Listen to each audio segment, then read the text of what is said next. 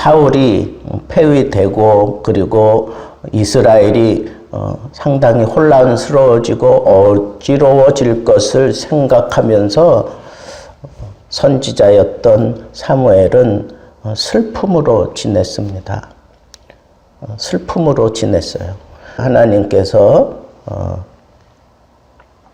찾아가셔서 어찌하여 슬퍼하고만 있을 거냐, 어찌하여 슬퍼하고만 있을 거냐라고 얘기하면서 너는 가서 내가 정해놓은 사람에게 가서 기름을 부어라. 그러면서 어떤 사명을 주시는 거예요. 그러니까 이 사무엘이 생각할 때 이건 참 기가 막히는 겁니다.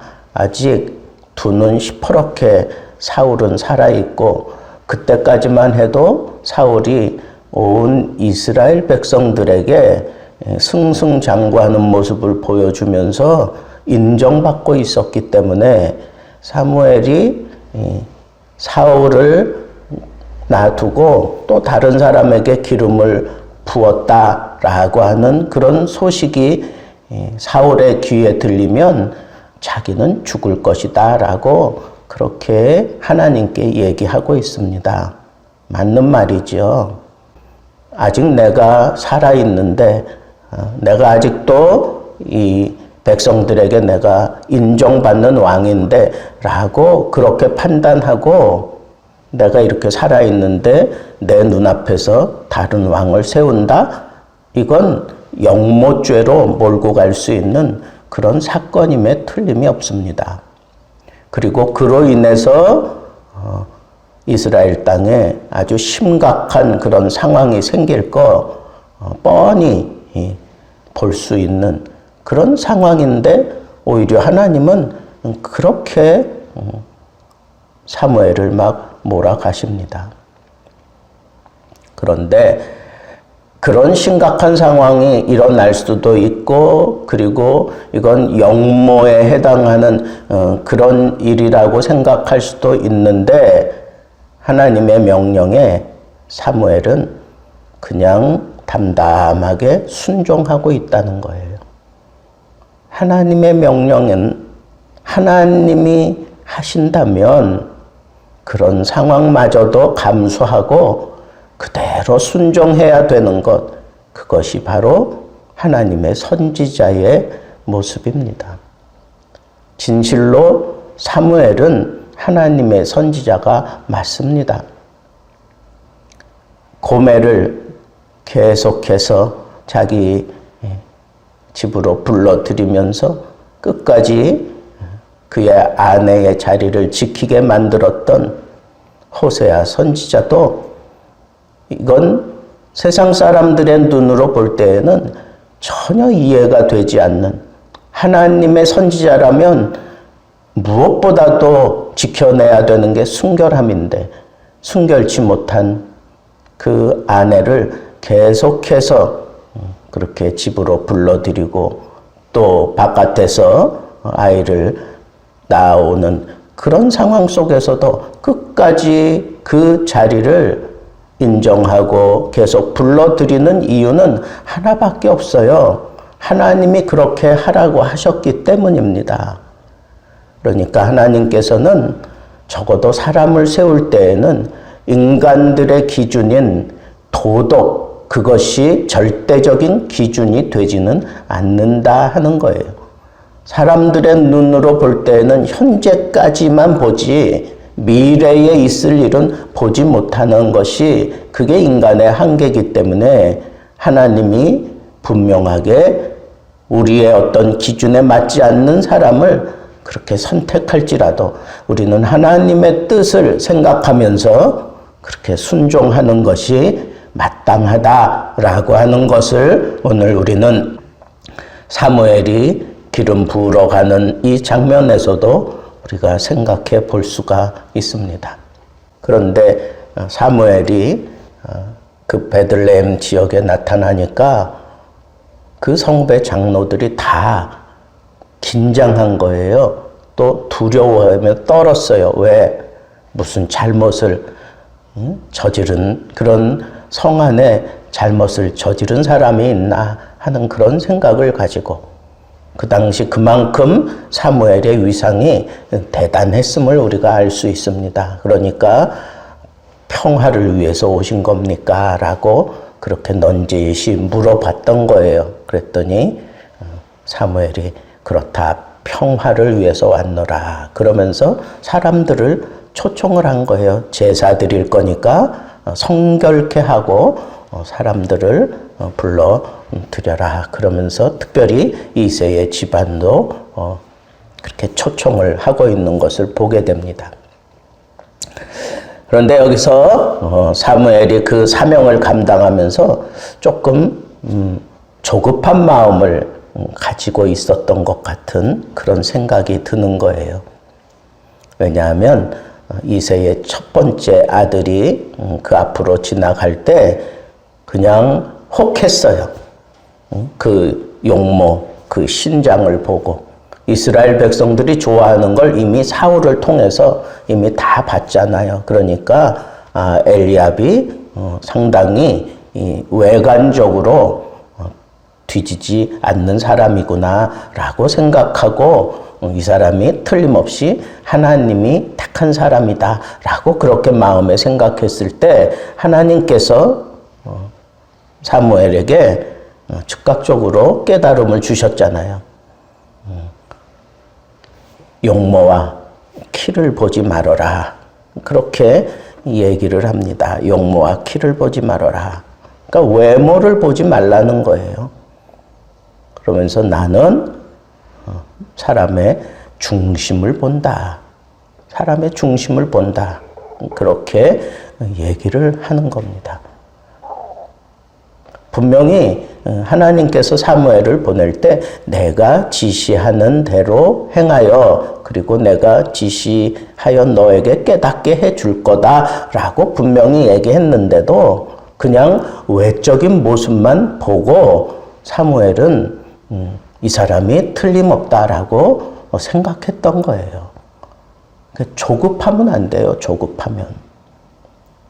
정말 이 사람이 이 하나님의 정하신 사람이 틀림없다라고 그렇게 모든 상황이 그렇게 느껴질지라도 기다려야 되는 거예요.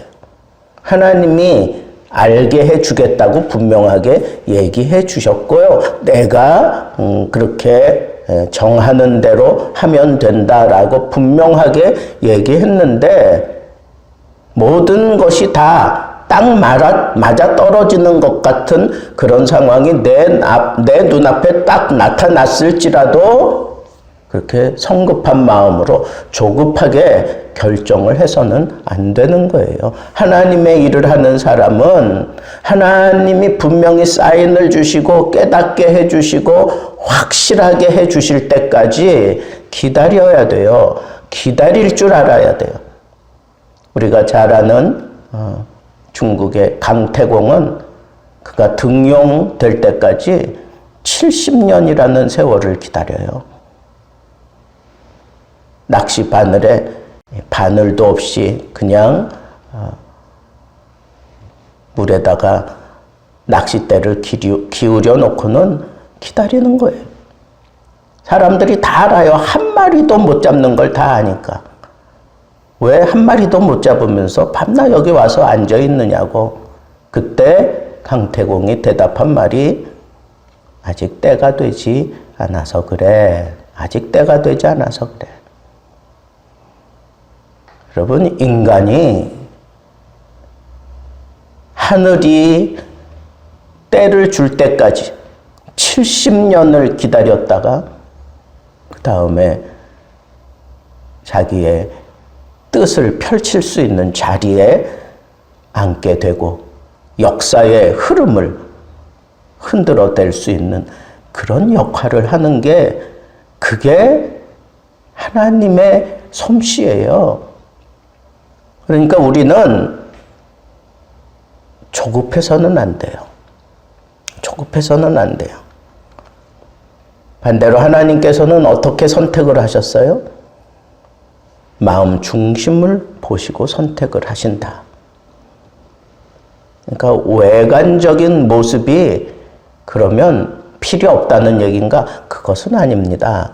그것이 절대 기준이 되지 못할 뿐이지 하나님께서는 더 소중하게 보는 것이 영적인 그런 가치 기준을 보고 결정하신다라고 하는 것을 우리가 생각해야 합니다. 그래서 마음 중심을 보는 그런 눈을 가져야 해요. 우리가 내년에 대선을 치르게 되는데 이때에도 어떤 그런 상황들을 이렇게 바라보면서 정말 마음 중심으로 볼 수 있는 눈을 가지고 그리고 정말 이 나라 이 민족을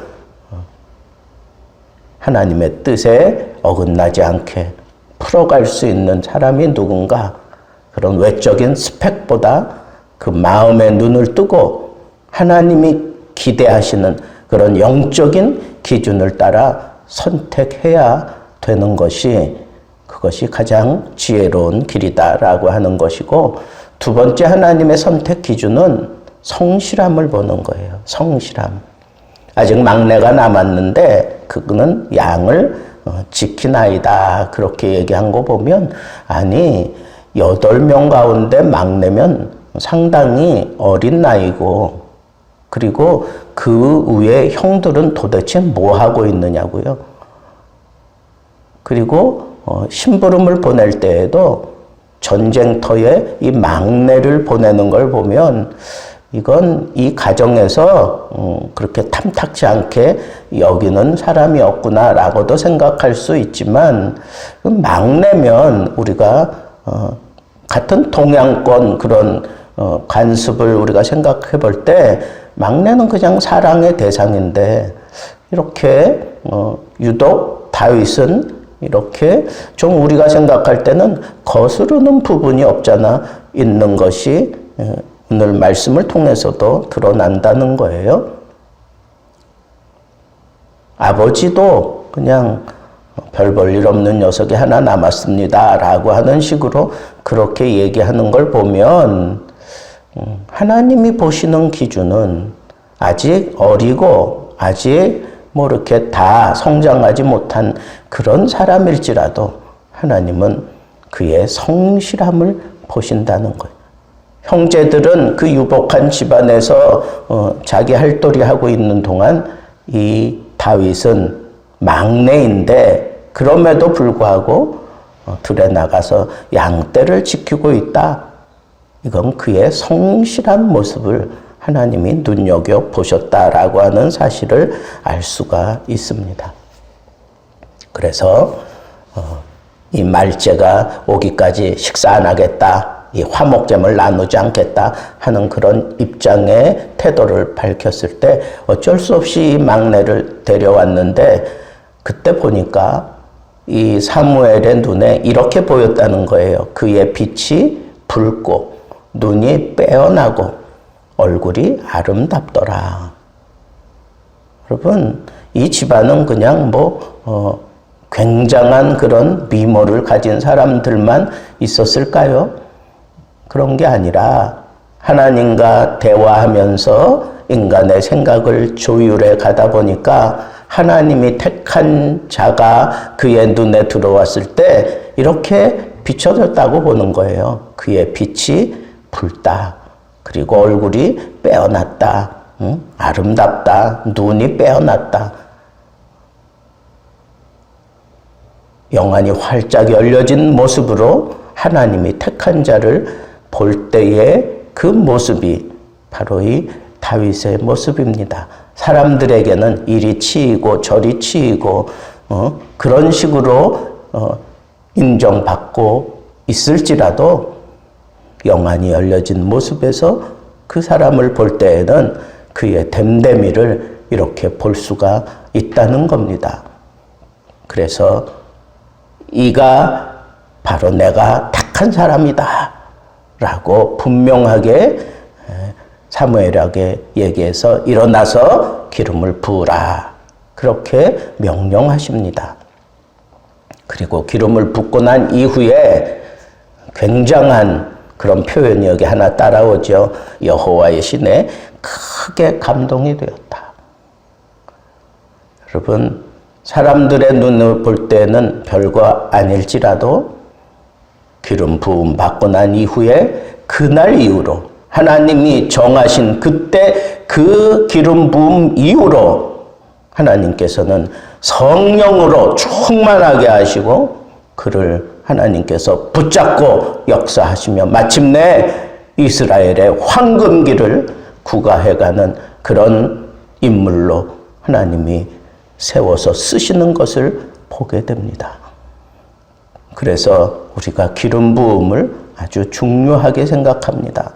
하나님이 정하신 대로 하나님이 책임져 주는 사람, 여호와의 신으로 크게 감동시켜서 하나님의 뜻이 온전히 그 사람을 통하여 이루어지게 만드는 그런 사건, 그것이 바로 기름 부음의 사건이다 라고 하는 이 사실을 생각하면서 여러분, 우리 교회에 하나님의 뜻이 이제 본격적으로 펼쳐지는 그러한 놀라운 그 은혜가 하나님의 섭리 속에서 계획된 대로 이루어져 가고 있음을 우리가 하나님의 뜻에 맞게 우리가 받아들이고 준비하면서 성령의 충만한 역사가 우리 교회를 붙들고 기름 부음 받는 사람들을 통해서 이루어 가실 것을 기대하면서 하나님 앞에 더 많이 기대하고 하나님의 영광을 친히 내 삶 속에서 누릴 줄 아는 그런 멋진 삶을 살게 되기를 우리 주님의 이름으로 축복합니다.